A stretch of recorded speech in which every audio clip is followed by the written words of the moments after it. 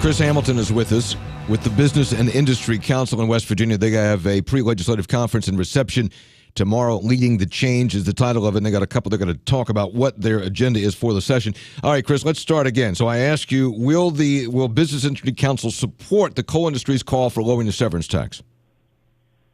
Thank you, Hoppy. I think we got a better reception yes, we now.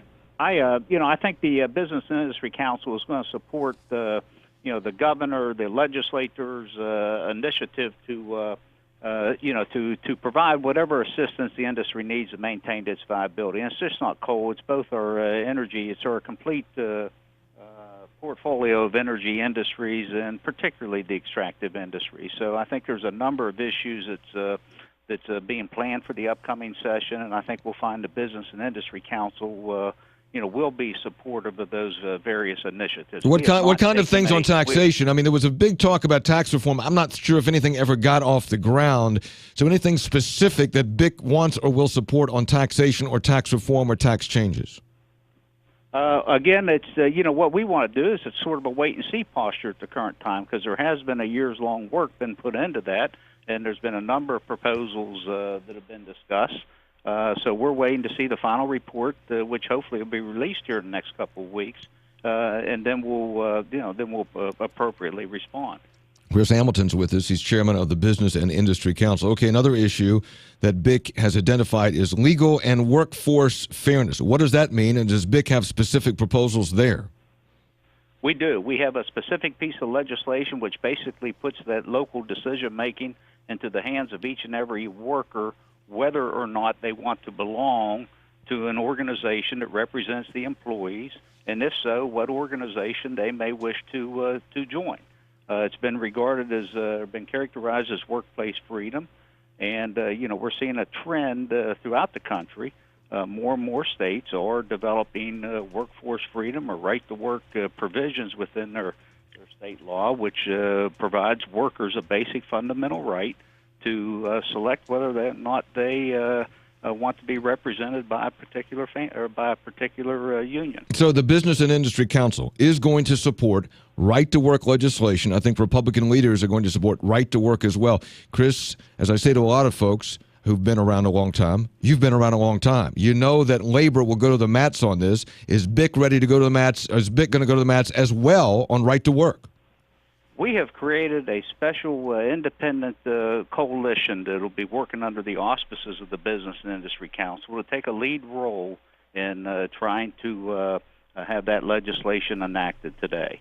I think we found out in a number of the regional almost without exception, the regional meetings we had around the state, right-to-work legislation or workplace freedom, giving individuals the fundamental right to choose for themselves and for their family, has emerged as a top issue. And it's just not come out of discussions and forums that we have had with local businesses and business leaders, but it's also emerged as a top priority that's come out of our economic development directors and their organization here over the past 12 months or so. Chris, you're aware that find that it is an issue. Chris, you're aware that Governor Tomlin is not a supporter of right-to-work legislation, even though he tends to be a very pro-business governor. And the governor, I think two things from the governor. One, he says he's never gone into negotiations with a business that's interested in coming to West Virginia where right-to-work has come up. And second of all, if the legislature passes right-to-work legislation, he will likely veto it. Your thoughts on both of those points concerning Governor Tomlin's approach to right-to-work?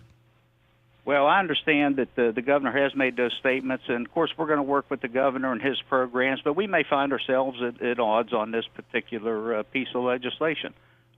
We hear from the economic development directors in all 55 counties who often say that the issue never makes it to Charleston as it relates to various businesses or industries wanting to relocate in West Virginia because it's known nationally. The world knows that West Virginia has a closed shop and is not a right-to-work state.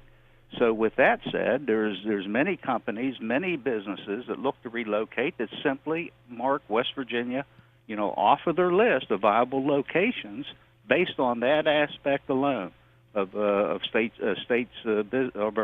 business law.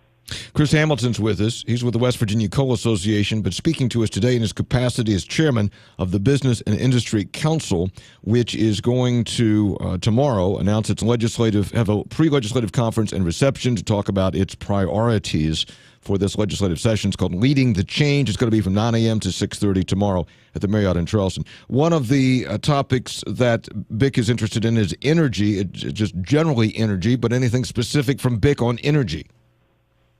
Well, the whole state's concerned about energy. There's not a conference that's held that energy doesn't emerge as a top priority issue. We are seeing a lot of diversity within our energy industries. We're seeing a lot of stagnation at the current time.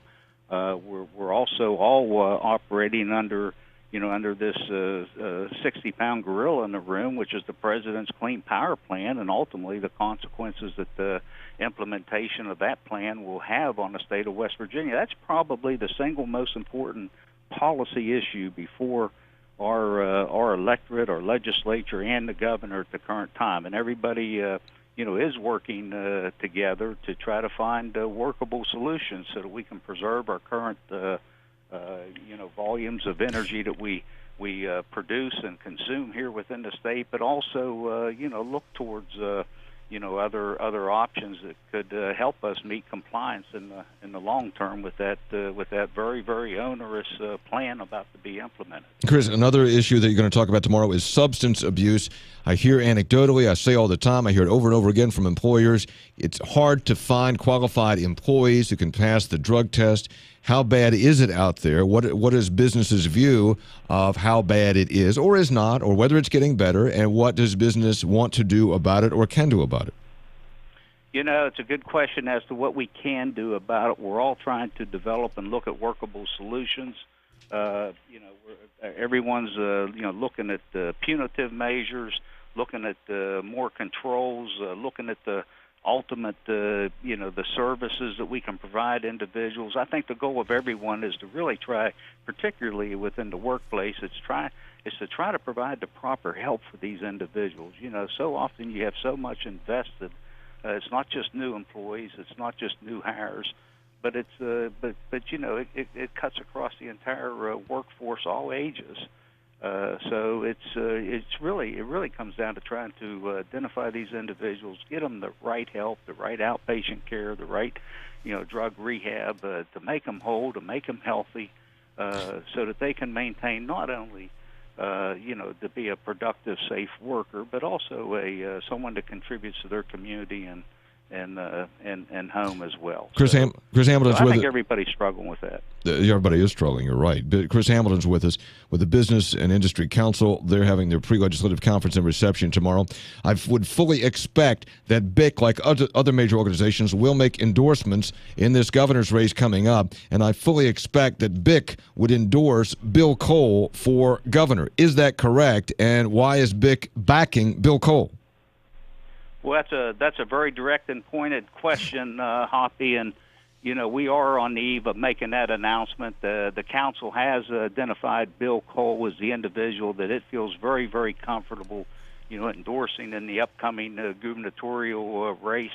In our mind, he's the right choice to lead the change West Virginia so desperately needs. He has the knowledge, skill sets, desire, fortitude to make the changes and tough decisions that will eventually lead to a brighter future for all West Virginians. Was BIC divided? I assume you. Well, I don't know. Do you have a board, and does a board decide? Do you poll your members? How did you reach that conclusion? And was it split? No, it was not split. It was a unanimous decision without dissent. We do have a process, an internal process we go through where we vet the various candidates, and we just thought it was time to go ahead and make this announcement. Bill has truly brought about a no nonsense set of business competencies to the job as Senate President. He understands how to run efficient and profitable business, and just places such high expectations on our state and all of our residents. So we're very supportive of Bill. We think he's done just an excellent job in his current capacity as Senate President and as our Lieutenant Governor, and we just look forward to working with him and his team going forward.